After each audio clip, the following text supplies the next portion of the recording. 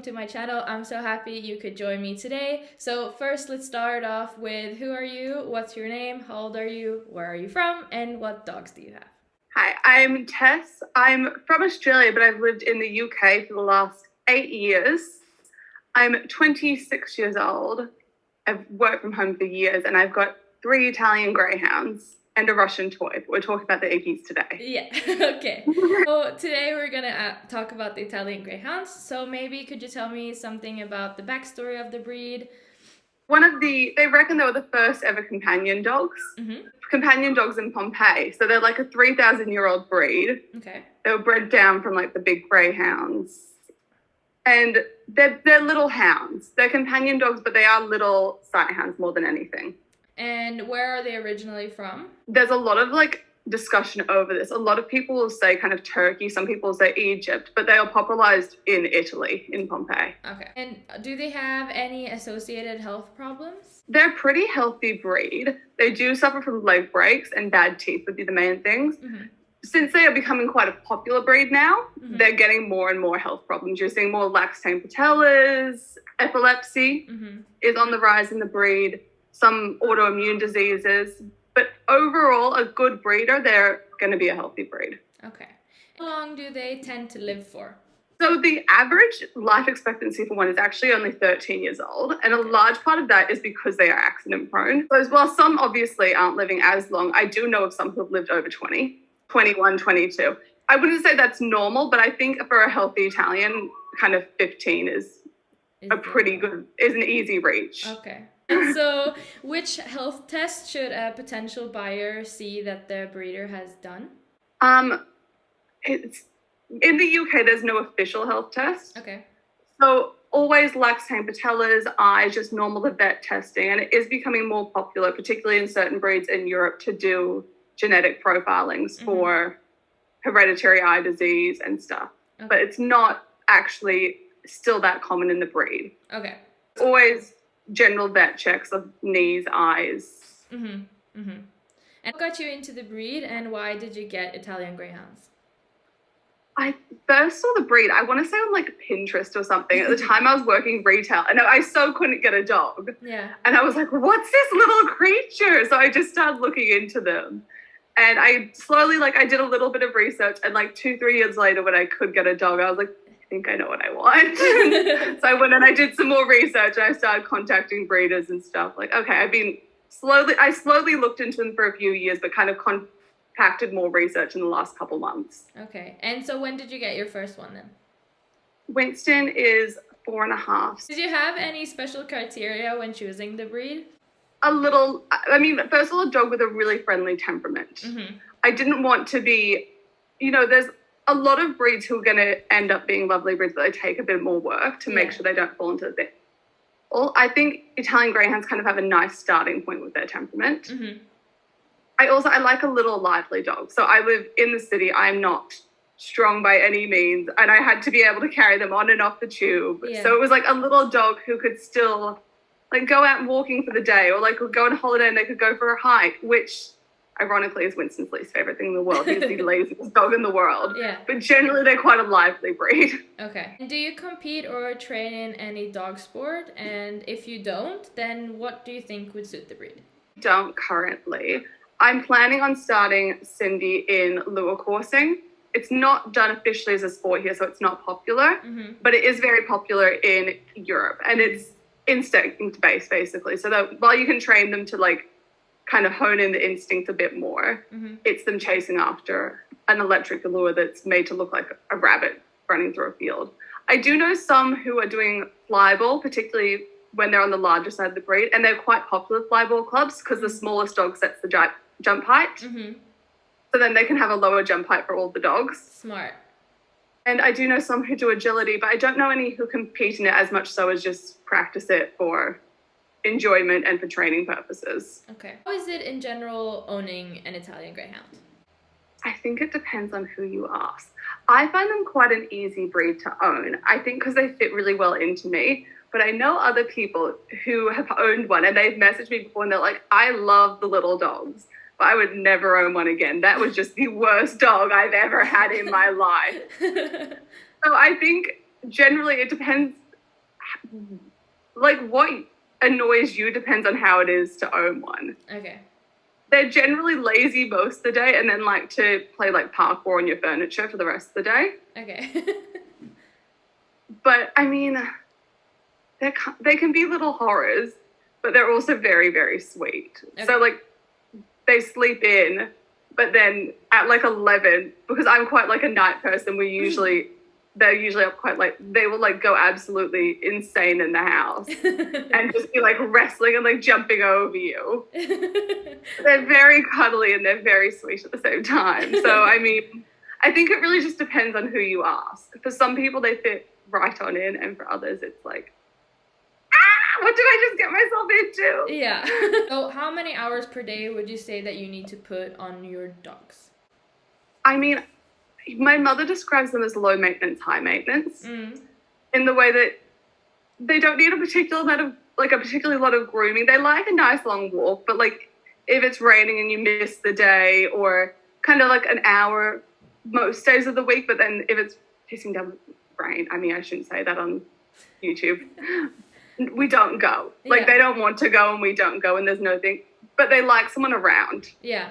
So it's less so like hours that you're spending actively with them and more like hours that I have their snuggle bed below the desk and I stick my feet in with them. Yeah. I think they're a good dog to like if you're working at home or if you can take them into the office. They're like very happy to chill in there. But they do require a lot of attention. Yeah. Generally, they're a dog that goes with people. Yeah.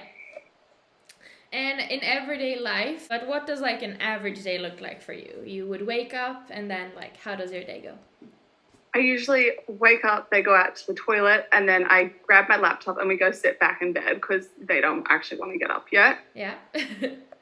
And then kind of breakfast, I'll do some more emails, walk. At the moment, because dog theft has been up in the UK, I take 2 for a long walk. And then I take like 1 to go like get a hot chocolate or a coffee in the afternoon or evening. So it's kind of like 2 will get an hour plus and 1 will get maybe like 15 minutes, half an hour. And that's just like my way of knowing that I can see everything around me a bit more. I would say most of the day they're chilling with me while I just kind of get bits done, and they go for their walk, and in the evening have a little play in the lounge and eat and go to sleep. Like they're generally... That's what I mean when I say they're kind of easy to fit in, as long as you're around. Yeah. What are then the worst attributes of the breed? Like, are there any downside of them? They're really hard to toilet train. The number one reason they're given into rescues is because they're so hard to toilet train.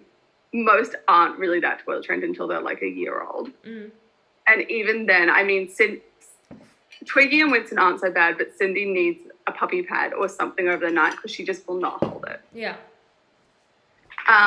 Leg breaks, obviously, is one thing that I think it is to be taken into consideration, because even if you are somebody who's leaving them for a bit longer and they break their leg, it's not so possible anymore. They really need a lot of care.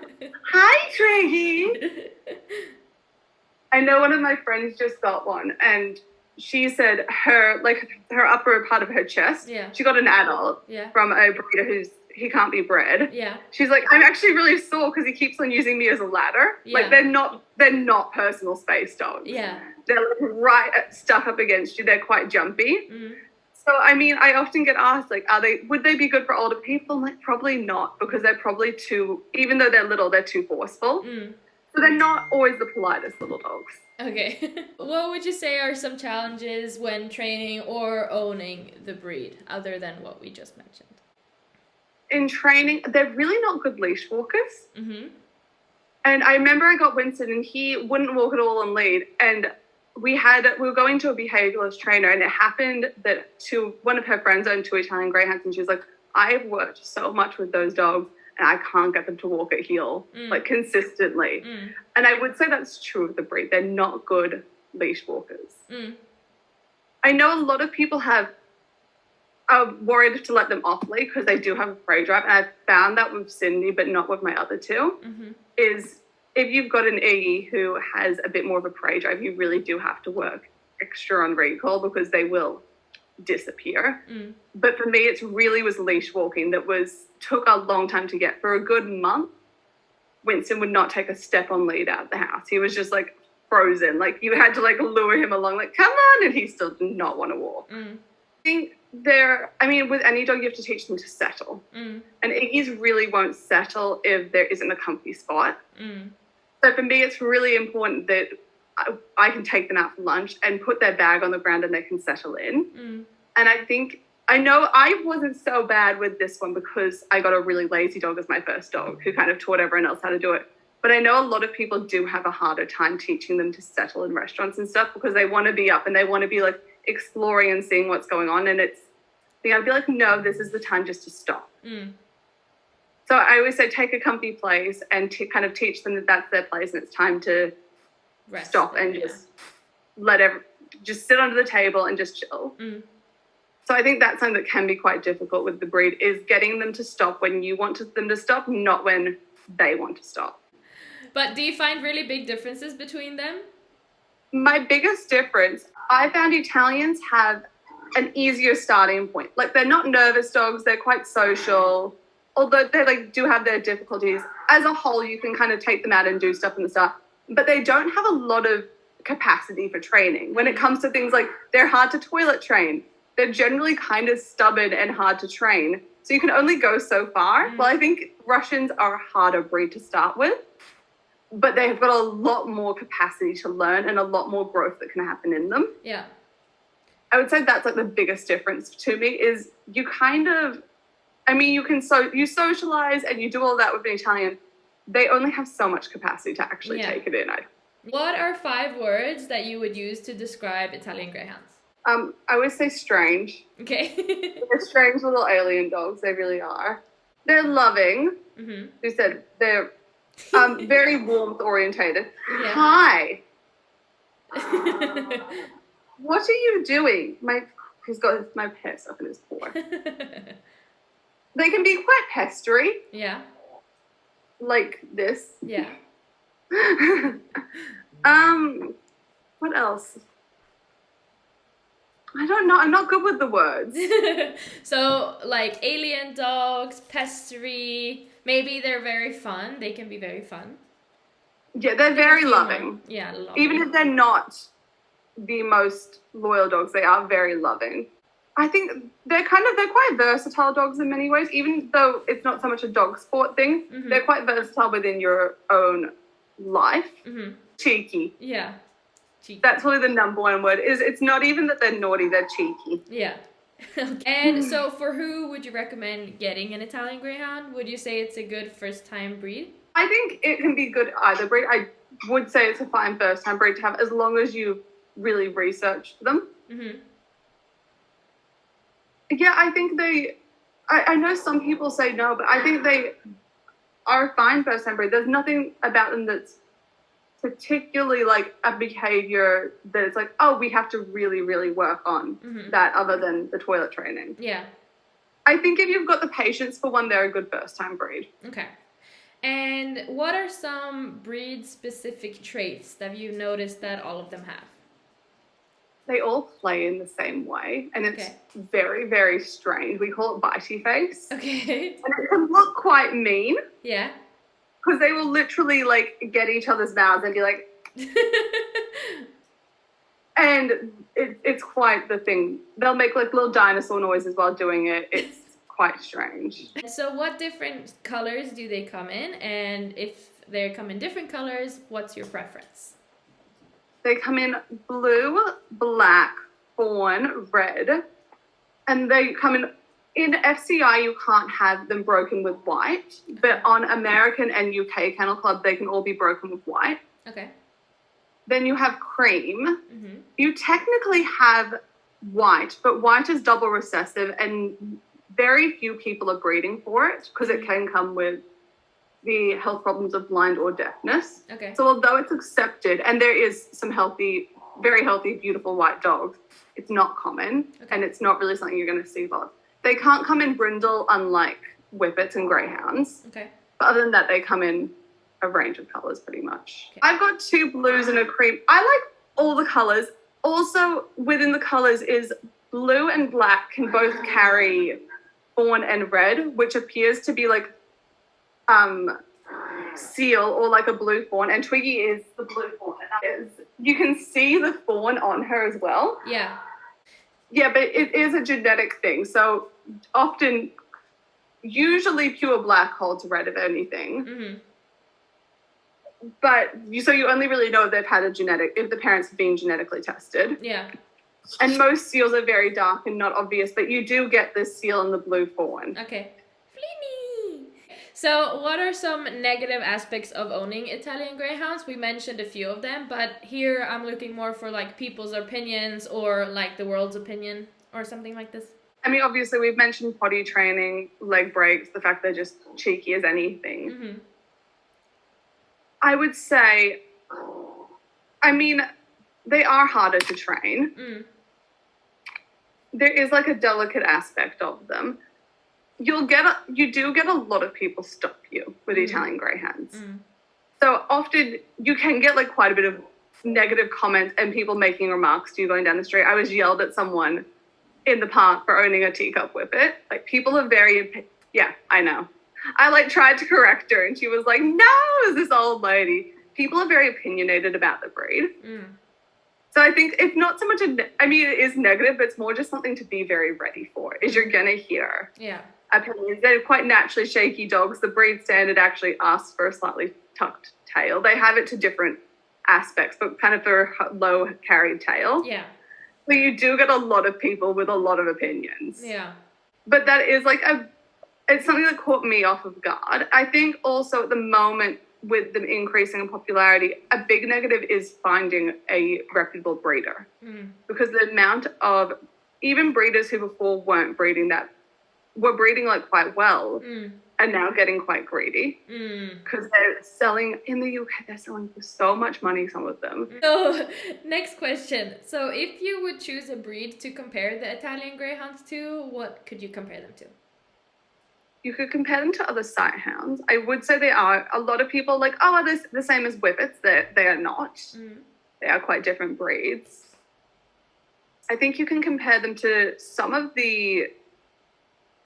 Maybe you could probably compare them to some of the like min pins and stuff. Min pins are part Italian Greyhound. That was one of their like founding breeds. Mm-hmm. And there is quite a few similarities. Mm-hmm.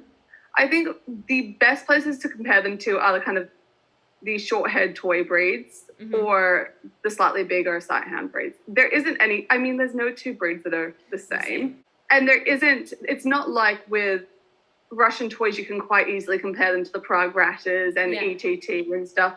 There isn't kind of another one that's so similar to Italians. I think probably the best comparison would be whippets, but taking into account whippets were bred as hunting dogs. And if this breed was another animal, what would they be? A cat. A cat? A really needy cat. They have some quite cat-like tendencies. They like to lie on the back of the sofas in the sun. Yeah. We mentioned it a little bit, but how much grooming do they need? And we said that they don't need so much, but if you groom them, what do you do? Teeth and nails. Teeth and nails. Okay. Teeth and nails. And they suffer from bad teeth. A lot of small breeds do. And is there maybe a fun fact about Italian Greyhounds? This is about sight hounds in general, is actually they've got the same gait as a cheetah. Mm-hmm. So they've got a very flexible spine. And it was studied in Greyhounds, but it is in Italians as well, where they're able to, and then they do the circular gallop. So they'll do like front, left, front, right, back, left. Mm-hmm. And that's how they are so quick. Or two suspension over one suspension. There's 2 times in every like stride that all 4 of their legs are off the ground when they're running at full speed. So it's when they're underneath and when they're fully extended out, which is why they're so quick. Okay. Is they've got the flexible spine and like a certain gait, and the gallop that they use is a very, very fast one. Yeah, they're very fast. They are very fast. It is the same way that a cheetah runs. And the reason a greyhound isn't as fast as a cheetah is they can't increase their stride frequency. So they've got a really hard time actually taking more strides to make themselves go quicker and quicker, while a cheetah can speed it up. Okay. Which is the difference in between the dogs and the actual quickest. Cool. And is there anything that I missed that you maybe would like to add? I blame myself for this as well, is when you're looking on Instagram, don't necessarily just look at face value. Yeah. Is I think you can look a lot at them on social media and stuff, and they're these cute little dogs, and they're so like they're great at posing, and like they dress up and they don't mind it. But there's a lot more to the breed. Yeah. Like my biggest thing would be really look into the breed, because there's a lot to them. I mean, there's a lot to every dog, but I think face value, they can be a bit misrepresented. I know I think I misrepresent the breed in some ways, because I don't film them when we're in the park and stuff, because I'm paying attention to what's going on with us. So it's mainly them snoozing around the house. Yeah. But I would say I think people, particularly now, as you're seeing them more and more in media and in social media and stuff, is really just look into it. Like, you've got to meet them. Mm. They're so strange. You have to like go meet them. If you want one, go message people and go onto a lot of like countries have their own Facebook page. Yeah. And just send out a message and be like, hey, I'm thinking of getting one. Like, are there any meetups on? I know one of my friends, I think this weekend is in Poland, and she's meeting up with like 20, 30 other Italians. Yeah. Is go along to these things. And like, I would say it's a breed that it's hard to get the full picture of them until you've kind of met them and dove into them. So don't try just to do research. Try to go and like do like in-person research too. So that is all the questions I have. So I want to thank you so much for being a part of this video and answering all of my questions. So please like plug yourself. Where can we find you online? Instagram at the moment, and it's the Iggy family. That is everything. So thanks so much.